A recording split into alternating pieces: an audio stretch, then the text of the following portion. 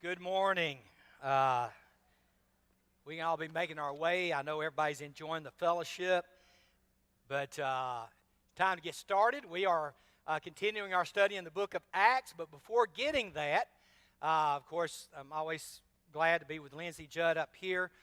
Lindsay's a wonderful brother in Christ, a wonderful, wonderful Bible teacher, and I was telling Penny the other night, I said, I absolutely love teaching with Lindsay because he just constantly bringing out stuff that I don't see in the text, and I appreciate that so very much. But I do need to ask you a question today. How in the world does your mother handle Mother's Day? Well, first of all, I notice you keep getting closer and closer to me each week. Oh, I'm sorry. No, I'm fine. I'm just wondering if there was this. Every week you're just an inch closer as COVID goes a certain direction. You keep getting, because the first week we taught, when I did this, yeah, I you moved did way that, over here. Yes, and I kept doing this. yes. And now today you were like, I feel like in 2 weeks we're going to be like just sharing a table. There you go. Maybe. All right, answer the question. What did you ask me? My question is, how does your mother handle Mother's Day? I mean, does everybody go Well, and worship with her? let me just tell you about my mom's weekend. So my mom's weekend, my mom lives in West Virginia, where I grew up, Cross Lanes, also Charleston. We went to Nitro Church of Christ, so any of those three places. But she lives there, and I've got a brother in Idaho, some siblings in Arkansas, several here in Tennessee, and then everybody else is in West Virginia. But my nephew got married on Friday in Arkansas. We were not able to go. That night, my niece graduated from Harding with her MBA. Yesterday morning, I probably messed this up. My nephew graduated at 9 o'clock from Harding undergrad. Then my other nephew graduated from Harding Academy at like 12. And then I think I had somebody else graduate yesterday or last night. I think there were 4 graduations. So my mom went to a wedding and 4 graduations this weekend. At least I think so. I haven't talked to her today or yesterday yet. Now, remind everybody how many siblings you have. I have 20 siblings. My parents had 8 children and adopted 13 more. All right. So I'm number 6. If your mother had been here, we would have gone with who's got the most kids, and I know who would have won. And then on Penny's side, my mother-in-law, who I think I saw, there she is right there. I'm going to embarrass her. Hi, mother-in-law, Donna. My wife is somewhere. There she is on the balcony. I feel like you with June. She has 5 children, so we've got big families on both sides. Just out of curiosity, any idea how many nieces and nephews you have? Penny? 42 by the end of the year. Does that count great nieces and great nephews? Yes, we have 42 nieces and nephews. That's what she says. All right, that's what we're going to go with. We'll go All with right. 42. So, that sound good? So this guy wins the record for the most, relatives. I mean, y'all got to give him credit. There's no doubt about that. All right, we are in Acts. We are at the end of the 3rd missionary journey. Paul is fixing to head toward Rome. As we wind it up, it's an incredibly important time. I think especially in the work of Luke, as I mentioned in the sermon this morning, I'm convinced that Luke wrote Luke Acts during this time frame. He's in Caesarea. He's got the opportunity to go up to Jerusalem, and I think he's personally interviewing people while he's waiting for Paul to be adjudicated here. And so we're in chapter 25, and we're at a transition of governors. Of procurators. Basically, what has happened is Felix has gotten so corrupt that Nero has called him back to Rome. And by the way, if it hadn't have been for his brother who got him the job, Felix would have very likely been exiled to an island far, far away. Felix was known for incredible corruption. And so he's sent back to Rome, and Festus shows up in Caesarea in the fall, at least the best we can guess, the fall of AD 59. Some people, Lindsay dates it as early as 55 and 56. Some people date it as late as 61.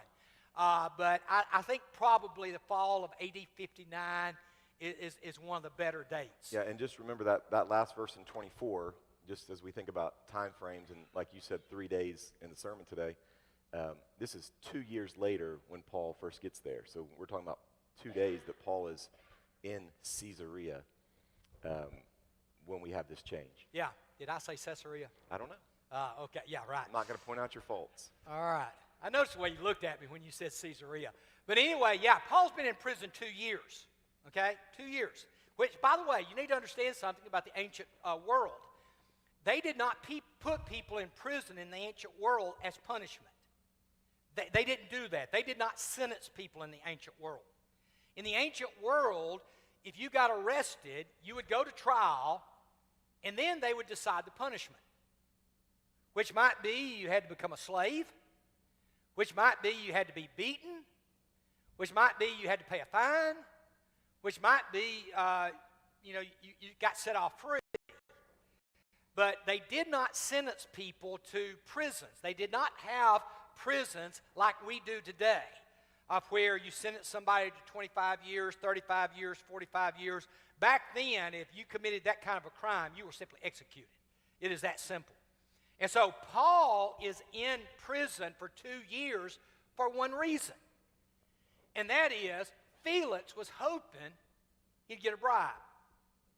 I mean, Felix had heard Paul had brought a bunch of money to Jerusalem for the people there. Paul obviously knew people who had money, and the text says that Felix kept hoping for a bribe. And by the way, would invite him to come in and speak to him quite often.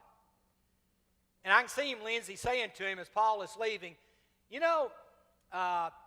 for a price, I bet you could get out of here. And of course, Paul wasn't going to participate in bribing. And so Paul ends up 2 years simply waiting for his case to be decided. He's not been sentenced. He's not even been found guilty. In fact, Felix says, really, if it wasn't for the Jews, I'd let him go. And you're probably not talking about like an appeals process. Like we think of someone being and waiting 2 years because they're waiting for a trial. Right. We just based on the last chapter, it looks like he's not letting him out because he doesn't want to make anybody mad. Yeah, he's he doesn't want to make the Jews mad. He doesn't want to make, he's just holding him. Yeah, he doesn't want to make the hard decision. So Felix calls out. Festus comes in. Notice he went from Caesarea to Jerusalem. Remember, Caesarea. Went from Caesarea up to Jerusalem. Caesarea is the Roman capital of Judea. Jerusalem is the religious capital. 2 very different places.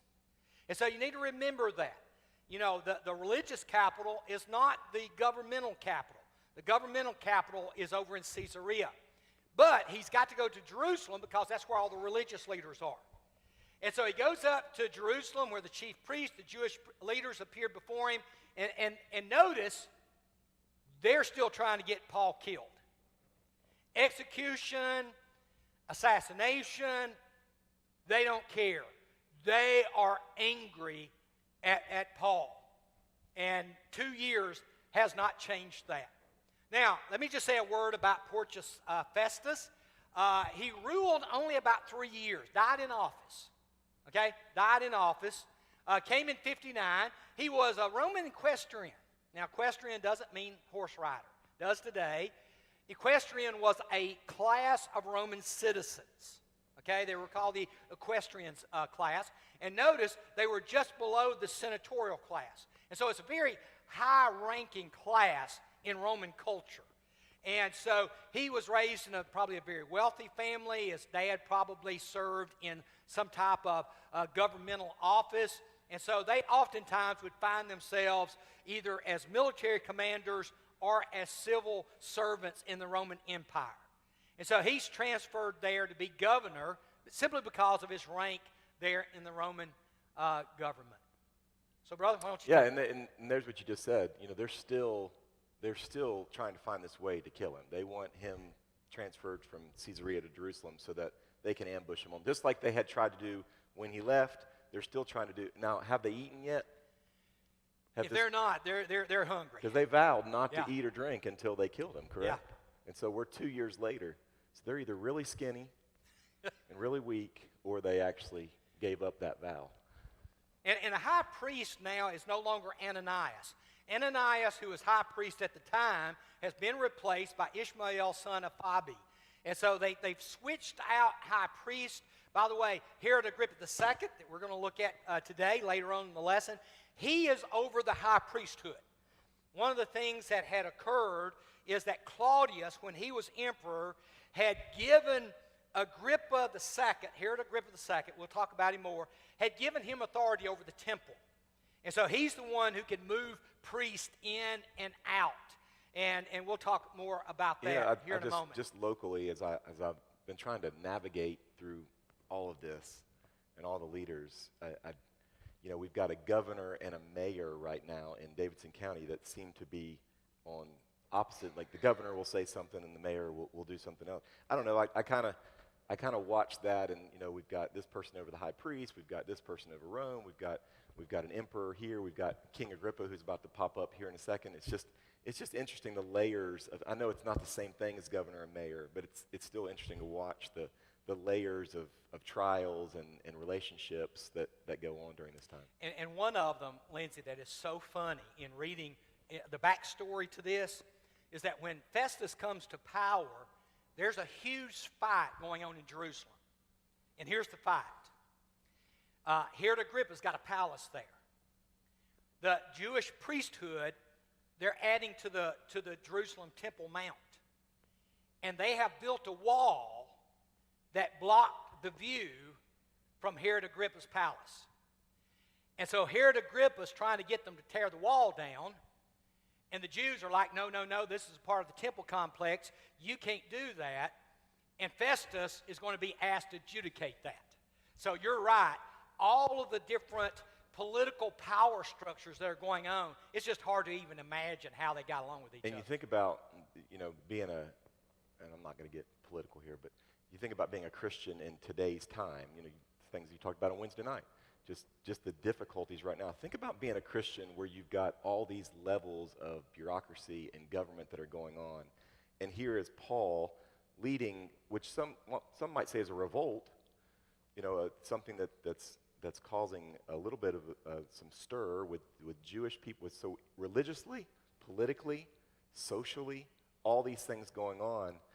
We think we have it bad sometimes. I mean, he is stuck in the lion's den right here with so many different things going on. And watch the chief priests, what they try to do. They requested Festus as a favor to them. Now, you need to realize what's going on. People are seeking political favors. Farrell is one of our state senators. Farrell, you never have anybody seeking a political favor, do you? Never. No, doesn't happen in politics, does it? I mean, y'all, if you've been in politics, you know that you get those calls, you get those letters, you get those friends giving you a shout, And so here they are, and they come to Festus, brand new on the job, saying, we want to ask a favor of you. And of course, Festus wants to get in good with the Jewish hierarchy.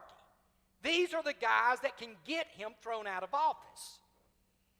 And so, okay, what's the favor? Notice, for they were preparing an ambush, I love that, to kill him along the way.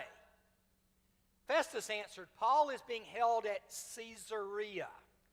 And I myself am going there soon. Let some of your leaders come with me. And if the man has done anything wrong, they can press charges against him there. Now, it's pretty obvious to me, Lindsay, that Felix had pretty left the mess to Festus to clean up. Festus doesn't know. There's already been a trial. And so he says, hey, this is easy. Let's go and have a trial. Woo! No clue what he was getting into. Same thing Paul said, bring my accusers to face me. It's what he said previously. He said, if they've got a problem with what I'm doing, well, bring them here. And unknowingly, he does what Paul asks. Yeah. And by the way, the road from Jerusalem to Caesarea had a section of it that was very, very narrow. In about, this is AD 59, in AD 66, 7 years from now, the Romans would come in to try and quell an uprising in Jerusalem. They would retreat back to Caesarea. On the way, they got caught in that little valley. And the Roman rebels literally destroyed an entire Roman legion. I mean, it's one of the greatest defeats of the Romans in ancient history. And so to ambush somebody wouldn't have been hard at all in that little area. I mean, you just put your men up in the rocks with bows and arrows or slings or whatever you wanted, and you could take somebody out. And so they're like, if we can get him just transferred over here, we can kill him. So why don't you take us through the next section? Yeah, so they end up, it says he spent 8 or 10 days. And you got to remember, again, Festus is a new politician. He's a new leader. He's someone that's learned the area, wants to have favor with these Jews. They go down to Caesarea, and they have this court. They ask Paul to bring him before him, and the Jews stood around him. They brought up these serious charges, but there's that phrase again that they can't prove it. And it's what Paul's been saying the whole time. If there are things, and he'll say it again here in a minute, if there are things I have done wrong, then please charge me. Make sure that I will follow the law. I'm a citizen that's going to do what I'm supposed to be doing. But these charges are not anything. And so he again says, Luke says, they can't prove him here. And one of the things I love about Paul is very knowledgeable as a rabbi of law and how law works. He's very familiar with Roman law, and so he keeps pressing these governors, prove it, prove it, prove it. And we all know that if you don't have evidence, what does the judge do? He throws the case out. Paul knows that. And so Paul keeps pressing them. Yeah, and he says here, look, because you see this political piece again. He's done nothing wrong, and there he says it, Jewish law, or against the three things. He's not done anything against Jewish law, so there's strike one. He's not done anything against the temple, strike two. He's not done anything against Caesar. So really, why am I even standing trial here? And here's Festus again. He's trying to get favor with the Jews. Are you willing to go to Jerusalem to stand trial on these charges? He's trying to do what those Jewish people wanted him to do. And I don't think Festus had a clue that they were planning on assassinating him. I really don't. And because he didn't have a clue, my guess would have been, Lindsay, that if he sent him up there, very few guards. You remember that when they took Paul out of Jerusalem, they sent almost the entire cavalry. Mm-hmm. I mean, they had troop after troop with Paul to safely get him to Caesarea. Festus probably, send a handful of soldiers easily to wipe them all out. Bandits did it. Bandits killed him. They probably thought they had money. You can come up with all kinds of ways to explain it to Festus. And so Festus tells him. And of course, he's trying to do the Jews a favor. He's trying to win their approval. Will you go up? Watch his response. He says, I am now standing before Caesar's court. Paul's good. Where I ought to be tried. I have not done any wrong to the Jews, as you yourself know very well. If, however, I am guilty of doing anything deserving death, I do not refuse to die. But if the charges brought against me by these Jews are not true, no one has the right to hand me over to them. I appeal to Caesar. Which shows you how powerful Roman citizenship is. One of the things you got to remember, Paul is Roman citizen by birth. Born in Tarsus, a Roman colony. He had a seal. One of the things they would have was a little tablet, and it would state that they were Roman citizens. And they would oftentimes make holes in it, wear it around their necks. And so this was very common back then. And so Paul very likely had this seal. And of course, anybody would testify, yeah, he's from Tarsus. If you were born in Tarsus, you're a Roman citizen. And Paul knows the law. And the law is very clear. You cannot beat a Roman citizen without being charged and found guilty. You can't do it. If you beat a Roman citizen and it gets back to the authorities, I don't care if you're a governor, I don't care if you're a senator, you're going down. That's how important Roman citizenship was. Roman citizens could not be crucified. You can crucify Jews all day long, but not Jews who are Roman citizens. Which is why, if church tradition is correct, Paul is beheaded. Peter is crucified upside down. One death, instantaneous. The other death, incredibly torturous. And so you see the difference between, being a Roman citizen. So those last words are just huge to me, Lindsay. I appeal to Caesar, and Festus, with all of his authority, is powerless to do anything. That just tells you how powerful Roman citizenship is. So he confers with his council and says, all right, you've appealed to Caesar, Caesar you'll go. And so he's got to arrange, of course this is going to take some time, you've got to arrange travel, it's a long way from Caesarea all the way to Rome. And Festus is also stuck with a worse problem than that. So let's get into the worst problem that he has. A few days later, King Agrippa and Bernice, we're going to call her Bernice. She actually has multiple names in Greek. You could pronounce it, some people pronounce it Berenice, some people Bernice. We're going to call it Bernice. Lindsay looked at me and said, how are you pronouncing it? And I said, well, I'll go with you with Bernice. But they show up what were the other ways you pronounced it? Berenice. Berenice. Yeah, sometimes it's spelled Berenice. Got it. We'll go with Yeah, it's kind of like Paul. We got Paul, and then we have Paulus. He actually went by both of those names. Bursaria. What's that? Bursaria. All right. Okay. Now, I just want to say a little bit about Herod Agrippa II. Do you ever get confused by all the Herods? Have you ever noticed how many they are? Herod is a last name. Well, we would call it a last name. It's kind of like if you went to North Korea and you said, I'm here to meet Kim. Do you know how many North Koreans are named Kim? Because Kim's a last name. You say, yeah, but it's a first name. Yeah, I know it's a first name, but they reverse their names. How many Judge did you say there are? There's a lot. A bunch, yeah. There's a lot of Judge. There's a lot of Chapmans. You go to North Mississippi. Farrell was through North Mississippi a couple of weeks ago. He texted me and said, hey, I'm traveling through North Mississippi. And I said, if you get pulled over, don't tell them you know me. Okay? Too many of my relatives down there who probably owe people money. But Herod Agrippa, I want you to notice his real name. Marcus Julius Agrippa. Anybody know where Marcus would come from? Mark Antony, one of the greatest of the Roman generals. A general who at one time was a part of triumvirate with Julius Caesar. Notice his middle name, Julius. I mean, are you starting to pick up what they named people back then? I'm going to name him after one of the greatest Roman generals, Mark Antony, after one of the greatest emperors, Julius Caesar, and then, of course, Agrippa is his family name. He's known as Agrippa II. Lived a long time for that time period. Notice, born in AD 27, so he would have been about 3-4 years old when Jesus was crucified. Died in 94 AD.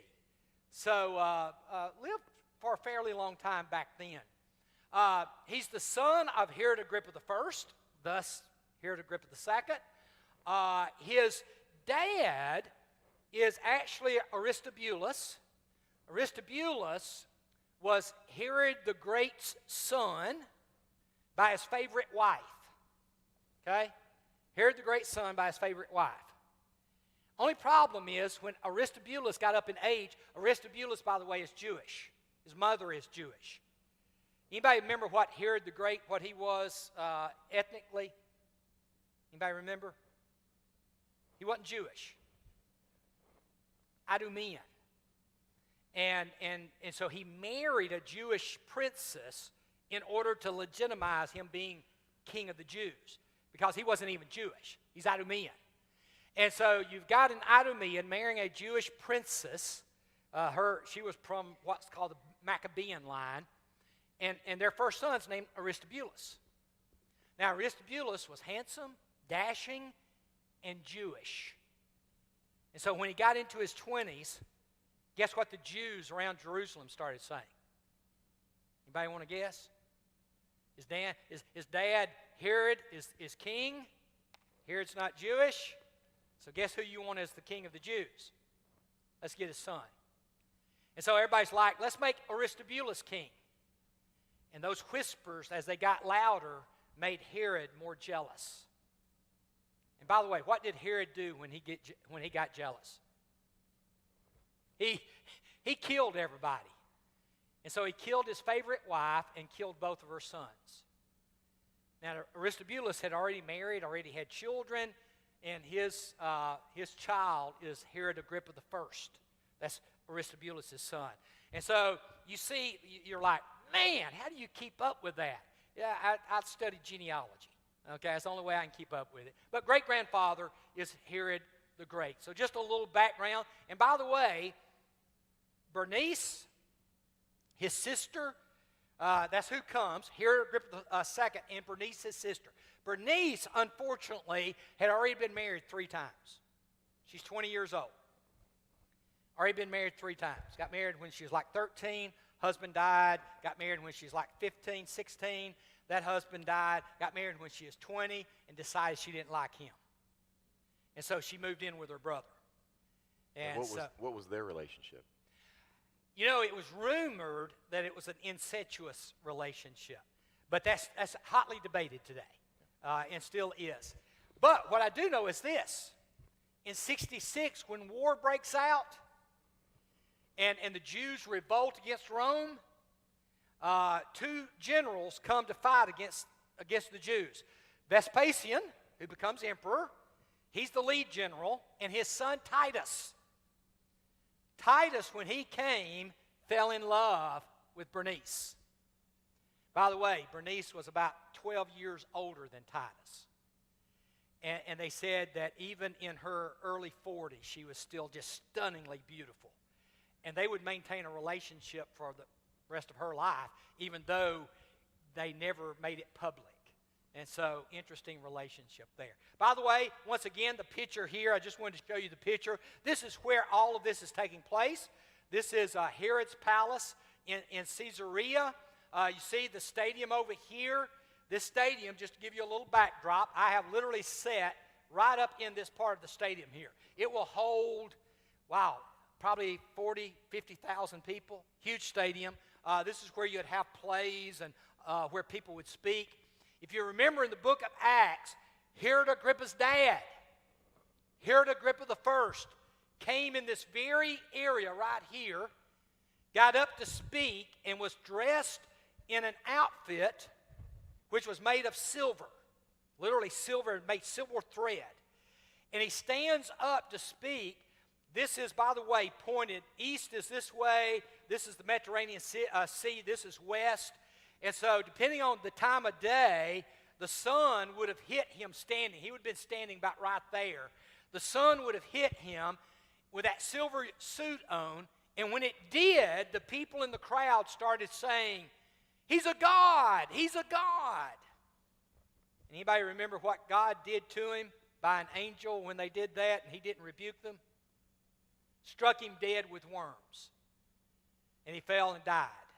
And so Herod Agrippa II, his dad died right there. That's where the book of Acts talks about him dying. And so Paul would have very likely, I have visited this site, and Paul would have very likely been held somewhere in the quarters right here. And by the way, this is a huge area. I mean, this would have been an absolutely beautiful palace. And by the way, Herod the Great had 2 swimming pools built here. One was a saltwater pool with the water coming out of the Mediterranean, and one was a freshwater pool. And so he had 2 different private swimming pools there. All right, so if you would, how about take us through the next part of the text? Yeah, and we get to this part, and we've got them coming and joining him, and Festus discusses Paul's case with the king, and it's funny, Luke wasn't there listening to this conversation, so it's just the inspiration that he knows to write this and learns of this. There's a man here who Felix left as a prisoner. When I went to Jerusalem, the chief priests and the elders of the Jews brought charges against him and asked that he be condemned.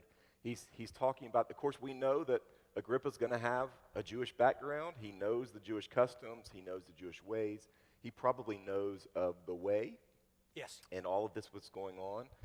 He knows about what happened to Jesus. He knows this whole story. And so this isn't foreign to him. And obviously, he keeps on going that it's not the Roman custom to hand over anyone before they have faced their accusers. Again, just talking through this and had the opportunity to defend themselves against the charges.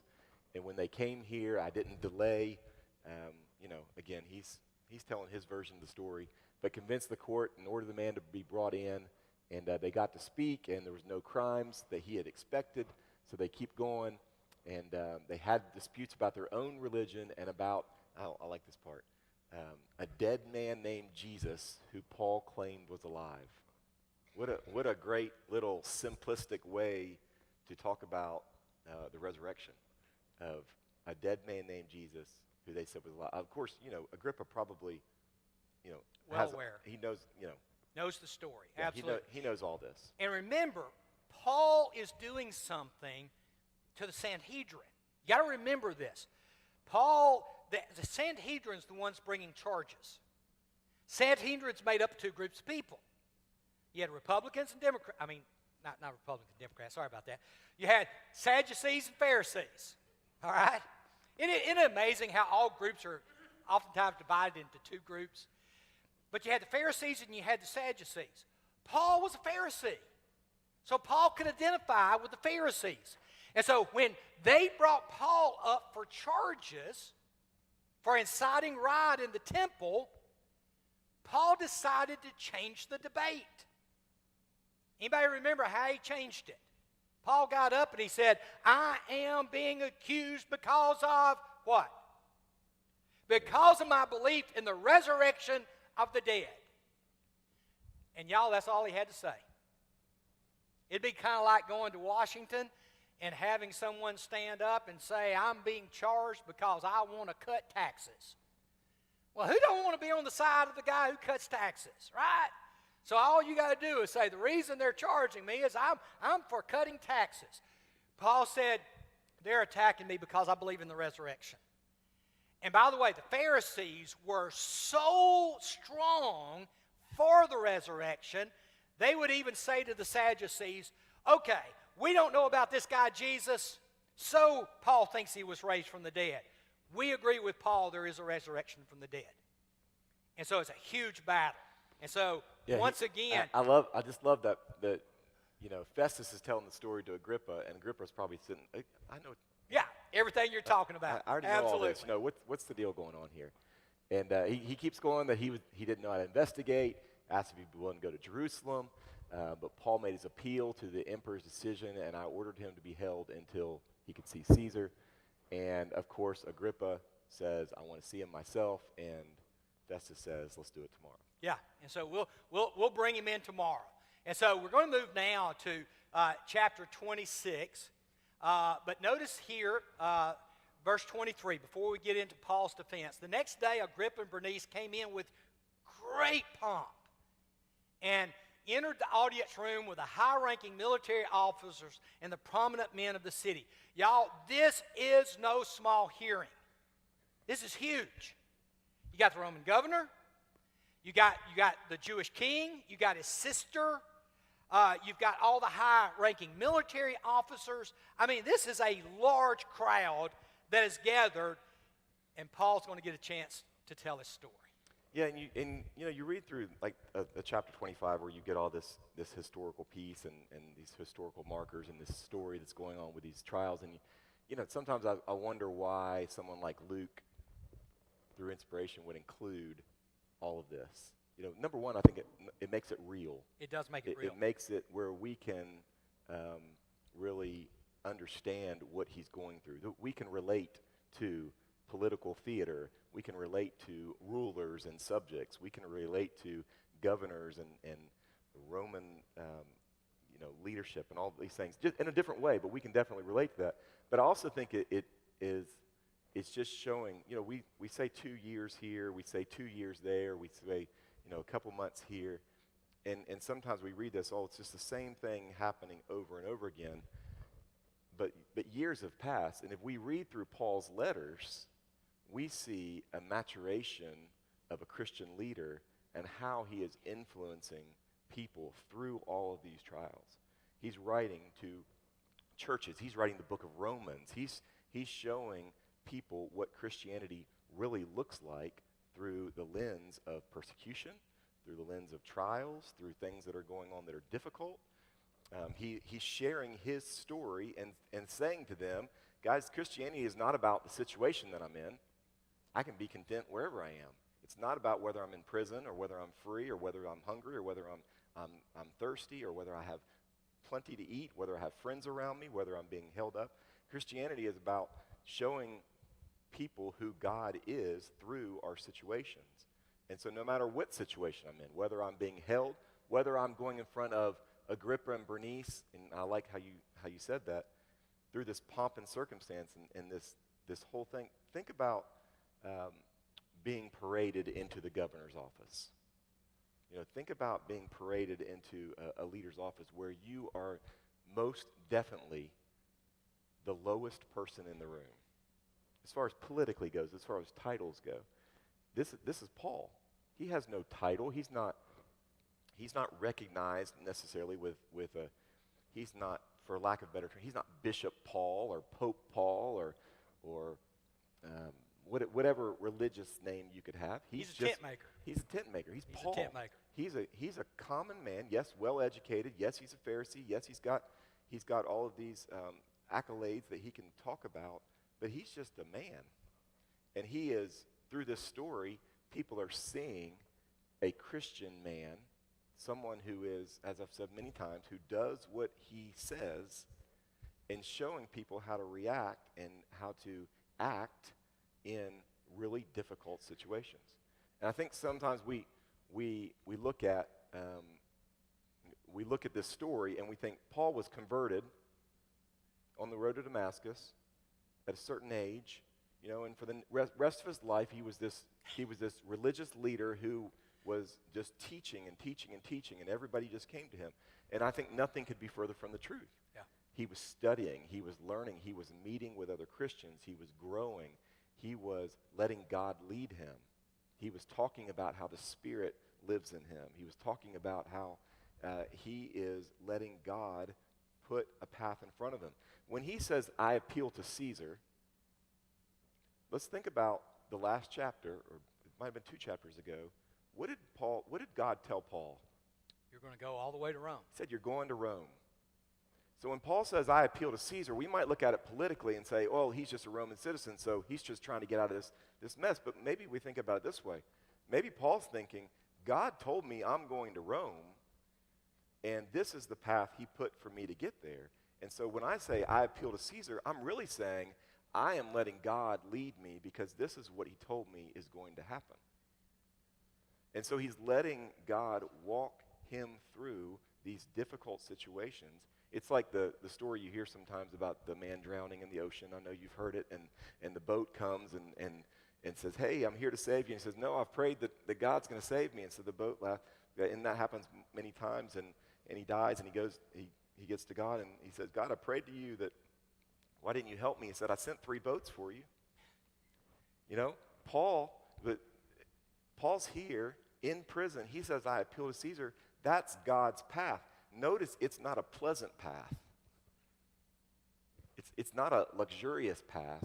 It's not a path where it's paved with gold, where he gets to go to Rome on his own terms. God's plan is for him to go to Rome, but not on Paul's terms, on God's terms. And Paul, just like he writes in Romans, and he writes to Timothy, he believes God is leading him, and so he is going to put 100% faith in what God lays out for him. One other thing I want to mention, and our time will be up, and we'll pick up with Paul standing up and making his defense in chapter 26. One of the things that if you get with liberal scholarship is liberal scholars will tell you that Matthew didn't write Matthew, Mark didn't write Mark, Luke didn't write Luke, John didn't write John, Paul didn't write except a handful of his books. Liberal scholarship, you go, okay, so who did all of this? Well, they don't know. They'll say, well, some people who studied Matthew wrote the book of Matthew, and some people who studied Mark wrote the book of Mark. I'm always fascinated when I run into liberal scholars who make these arguments. And my oldest son, Robert, that I spoke about in the sermon this morning, Robert was a technology director for Trinity University down in San Antonio, Texas. Trinity University used to be a Cumberland Presbyterian university. It's now more just kind of interdenominational. But they have a Bible department there, and my son Rob got to be friends with one of the professors there and got to talking to him about the book of Acts. And he asked him, he said, now, when do you think the book of Acts was written? And he said, oh, it was written literally decades. In fact, it was written probably around 125 A.D. In other words, about 70, 80 years after the story, written by someone way down the line. And Rob called me up and he said, Dad, what do you think about that? And I said, it's a bunch of hogwash. And he said, how do I respond to him? And I said, well, don't use the word hogwash, but let me tell you how to respond to him. I mean, this guy's a PhD in New Testament. And I told him, I said, I want to simply ask this simple question. If someone came to you and said, I want you to write a story, and I want you to write a story about Henderson, Tennessee, 70 years ago, could you write the story? Could you tell them where everything was? Could you tell them who was in power? Who was mayor? Could you tell them the population? Could you tell them whether or not Old Hickory Lake was here yet? 70 years ago. You think about it for a moment. And so when people ask, why does Luke include all of these details? They're there to tell you he's an eyewitness. You see, Luke, what's fascinating about the book of Acts is that historians go to the book of Acts. We don't know anything about Festus. We know he's there because Josephus said he was there. But we learn more about Festus in the book of Acts than we do in secular history. I mean, we have details about people that someone writing 100, 70, 60, even 50 years later wouldn't know. Let me ask you a simple question, just to illustrate my point. Who was mayor of Nashville 50 years ago? Anybody remember? What's that? Are you asking or telling? Oh, you're asking. Yeah, I could tell. I could tell, Dennis, that was one of those questions where you're like, okay, you know. I don't know. I don't have a clue who was mayor of Nashville 50 years ago. Anybody? You think it was Briley? All right. I need someone to verify that. By the way, how do we verify it today? We grab our telephones, right? And within about 15 seconds, we've got it. Have you ever thought about how they would have verified it 2,000 years ago? How do you even get it right that Felix was first, then Festus was next? How do you even know that if you're writing years after it happened? And the answer is, you wouldn't have known it. I can't sit here and tell Lindsay, by the way, let me tell you who was governor of West Virginia when you were a teenager. I don't have a clue. Do you? I'm trying to think. Oh, there you go. I mean, he grew up there. And he's like, oh, you know, you might get, I don't know who was governor of Mississippi when I was a teenager. You know, I don't have a clue. And yet, these scholars will tell you these books were written years and years and years after it. Luke didn't write that. Listen, y'all, if you want to believe that, June and I got some land we're going to sell you in Mississippi. We really do want to sell you that land. If you believe that, I mean, those details are in there to let us know for a fact, here's what happened, here's who was involved, and here's the way it happened, so that we can trust what the Bible says.